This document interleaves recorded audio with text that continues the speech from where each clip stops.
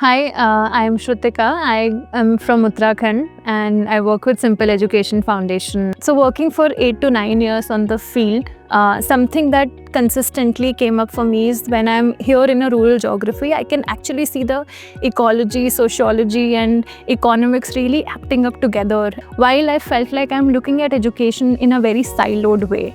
And that led me to this program at Azim Premji University, which is postgraduate diploma in development leadership. So after working in field, the program really gave me an opportunity to take a step back and go back to certain fundamental questions around development, as simple as who defines impact, what is impact in the first place, and what are certain inherited power structures that are part of our society, our ecosystem, that are shaping the development dialogues around us.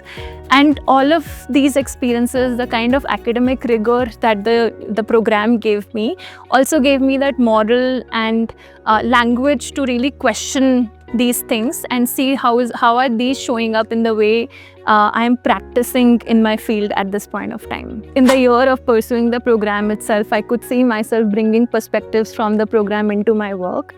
Like, for example, we conduct these annual assessments for students every year. And something that I've been really thinking about is that, okay, what do we really visualize through this data? What is something that is invisible, which is not being spoken about, but is a part of everyday reality of a child who is accessing education inside a school? So some really meaningful discussions and learnings happened for me outside the classroom space as well. And that was just because of the diversity of the cohort that this program really brings in.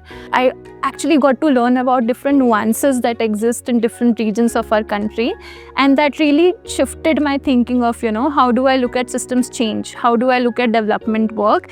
And something that got reinforced is that we cannot have one size fits all solution for all parts of the country. Looking ahead from here, I want to build systems and networks that are shaped from ground up, that has voices of people.